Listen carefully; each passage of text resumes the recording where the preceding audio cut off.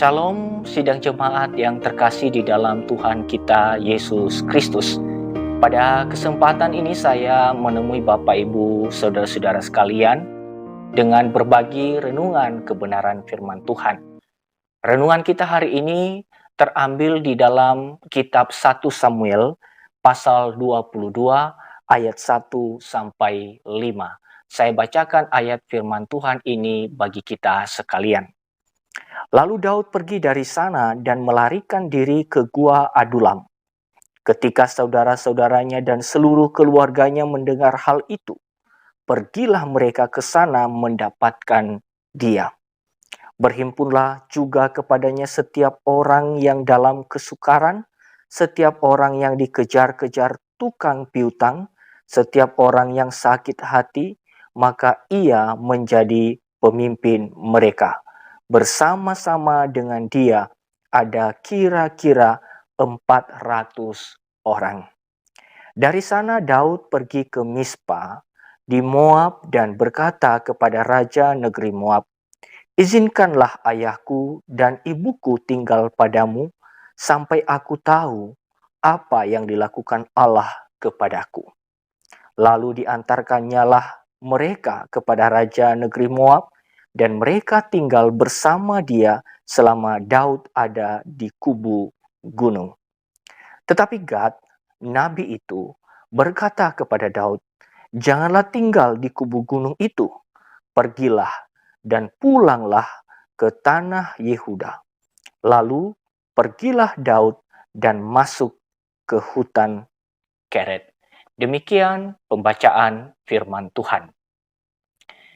Bapak Ibu sidang jemaat yang saya kasih di dalam Tuhan, tema renungan kita hari ini yaitu pertolongan di tengah ketidakpastian. Firman Tuhan yang barusan saya baca berisikan tentang pelarian Daud oleh karena dikejar-kejar oleh Saul. Dan pengejaran Saul ini sungguh mengancam nyawa dan kehidupan Daud. Dari satu tempat ke tempat lain, Daud harus menghindar dari kejaran Saul. Dan di dalam bagian ini kita melihat bahwa penulis kitab Samuel menjelaskan kepada kita bahwa Daud kini pindah ke satu tempat yang bernama Gua Adulam. Menurut beberapa penafsir, bahwa Gua Adulam ini sebetulnya masih termasuk di daerah Yehuda dan juga menjadi perbatasan dengan negeri orang Filistin. Nah, Bapak Ibu Saudara-saudara, di dalam pelariannya ini, kini Daud sungguh-sungguh ada di tempat yang sangat sepi. Karena ia ingin menyelamatkan nyawanya, dan tentu dengan adanya perpindahan-perpindahan yang dilakukan oleh Daud, tentu ini menandakan bahwa Daud hidup di dalam ketidakpastian. Dia terlunta-lunta, dia harus bisa berpindah-pindah tempat dari satu tempat ke tempat yang lain. Dan kita melihat di sini ternyata ada hal yang sangat penting melalui ungkapan yang dilakukan oleh Daud. Yang diungkapkan oleh Daud seperti yang dikatakan di dalam ayat yang ketiga ini. Ketika Daud meminta izin kepada Raja Moab untuk mengizinkan orang tuanya tinggal di daerah yang aman itu. Apa yang dikatakan oleh Daud? Ia berkata di sini, "Sampai aku tahu apa yang dilakukan Allah kepadaku."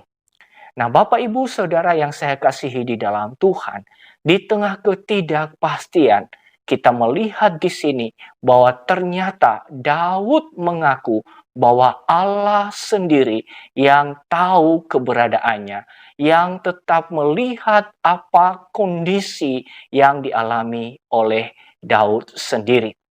Nah, oleh karena itu, Bapak Ibu, di dalam narasi ini, meskipun kita menemukan bahwa Daud tinggal di sebuah gua, di Gua Adulam, sepertinya adalah jauh dari kerumunan orang. Sepertinya juga sangat ironi, karena di dalam pasal-pasal sebelumnya, itu sebetulnya Daud sudah memiliki status sebagai raja yang diurapi. Tetapi kini dia menjadi seorang yang dikejar-kejar, yang tidak tahu kemana harus pergi, yang berpindah-pindah tempat, yang hidup di dalam ketidakpastian.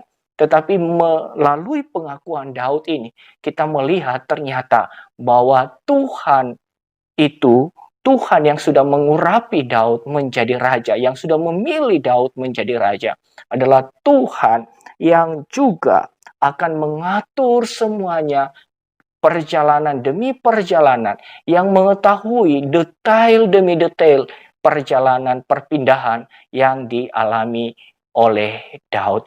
Oleh karena itu, Bapak, Ibu, dan saudara-saudara, keberadaan Daud di dalam gua Adulam itu adalah keberadaan yang penuh kesepian, keberadaan yang juga penuh dengan ketidakpastian. Tetapi ada pertolongan, ada pengharapan. Apa itu? Keberadaan Tuhan. Tuhan yang mengajar Daud bahwa sesungguhnya pertolongan itu bukan berasal dari banyak atau tidaknya orang, tetapi keselamatan yang disediakan oleh Tuhan, perlindungan yang disediakan oleh Tuhan, pertolongan yang disediakan sendiri oleh Tuhan untuk Daud sendiri. Oleh karena itu, Bapak, Ibu, dan saudara-saudara, keberadaan di tengah gua, di dalam gua, itu adalah keberadaan yang membawa Daud untuk belajar bahwa sungguhnya yang patut diandalkan, yang menjadi pertolongan yang teruji adalah Tuhan sendiri. Ini adalah cara Tuhan mempersiapkan Daud untuk tidak mengandalkan kuda, untuk tidak mengandalkan kereta, untuk tidak mengandalkan strategi perang, tetapi hanya sungguh-sungguh mengandalkan Tuhan yang telah memilih Daud untuk menjadi raja. Bapak, Ibu, saudara-saudara yang saya kasih di dalam Tuhan, di dalam kehidupan kita di dalam dunia ini juga, seringkali kita menghadapi kondisi yang sulit dan bisa disebut sebagai kondisi ketidakpastian. Di dalam kondisi ketidakpastian itu, kita melangkah dari satu tempat ke tempat yang lain.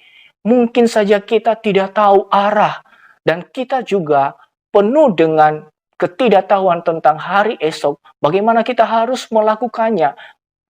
Tanggung jawab kita, bagaimana kita harus menjalani hidup kita hari esok. Tetapi Bapak, Ibu, dan saudara-saudara, melalui firman Tuhan ini kita belajar bahwa perjalanan hidup kita, detail demi detail, sebagai orang percaya, itu tidak terlepas dari penglihatan Tuhan. Tidak terlepas dari perhatian Tuhan. Tuhan tahu bahwa kita sedang ada di dalam ketidakpastian. Tetapi Bapak, Ibu, dan saudara-saudara, di tengah-tengah ketidakpastian itu, sebetulnya juga Tuhan hadir di sana untuk memberikan kepada kita pertolongan, untuk meyakinkan kepada kita.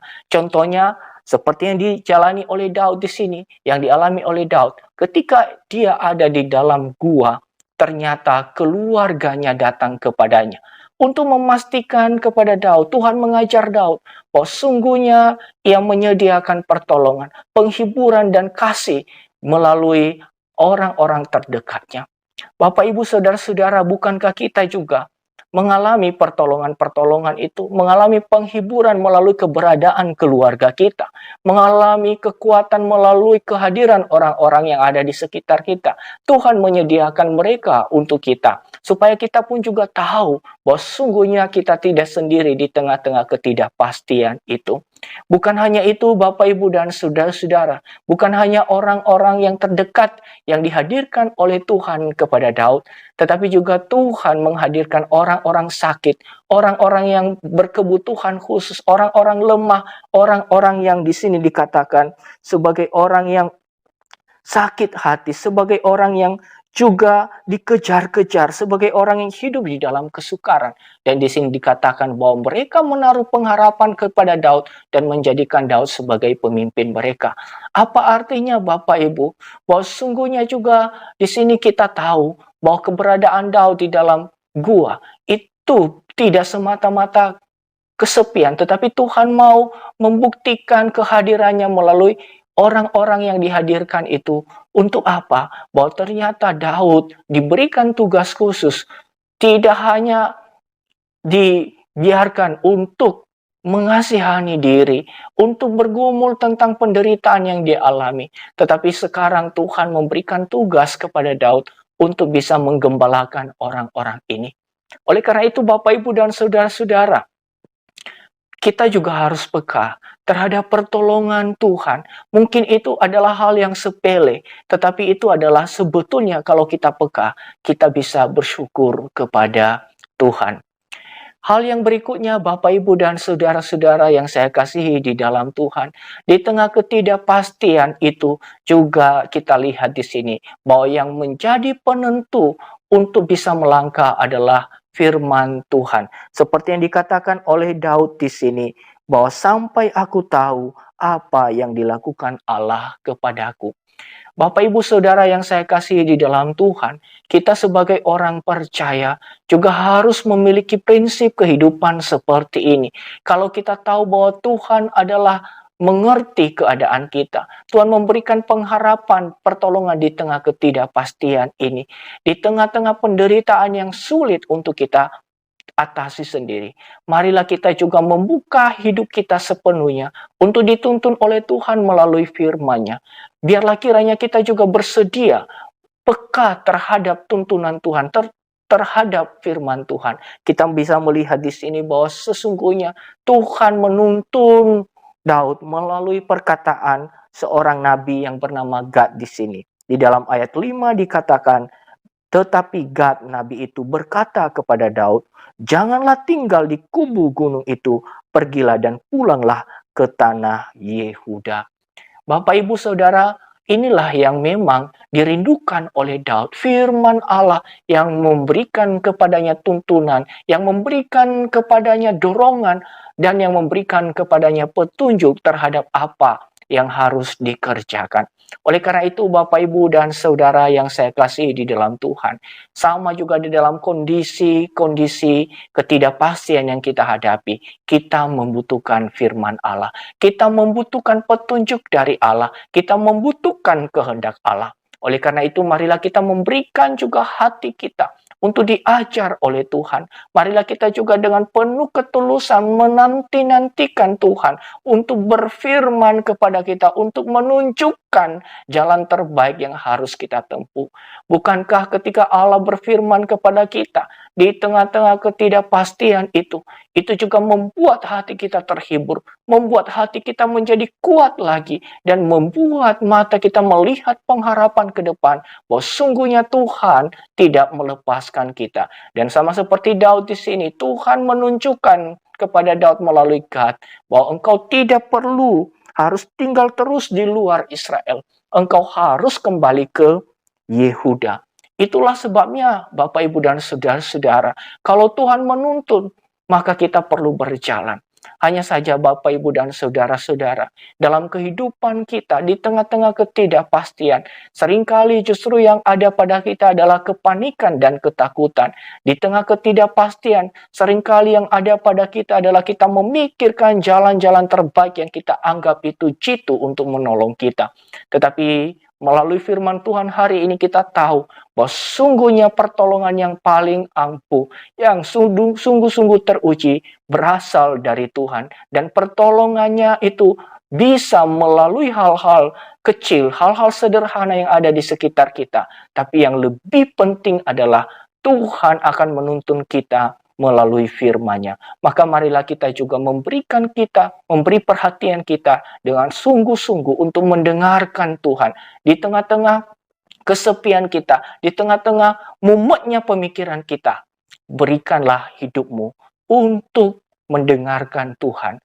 Karena disitulah Ia menyapa kita, menguatkan kita, dan memberikan kepada kita petunjuk untuk kita kerjakan, untuk kita jalani. Kiranya melalui firman Tuhan ini, Bapak, Ibu, sidang jemaat sekalian, kita boleh dikuatkan, kita boleh diteguhkan, dan iman kita diteguhkan di tengah-tengah kondisi yang sulit yang sedang kita hadapi ini. Kita jangan mundur karena ada pengharapan, ada pertolongan yang disediakan oleh Tuhan dalam kehidupan kita.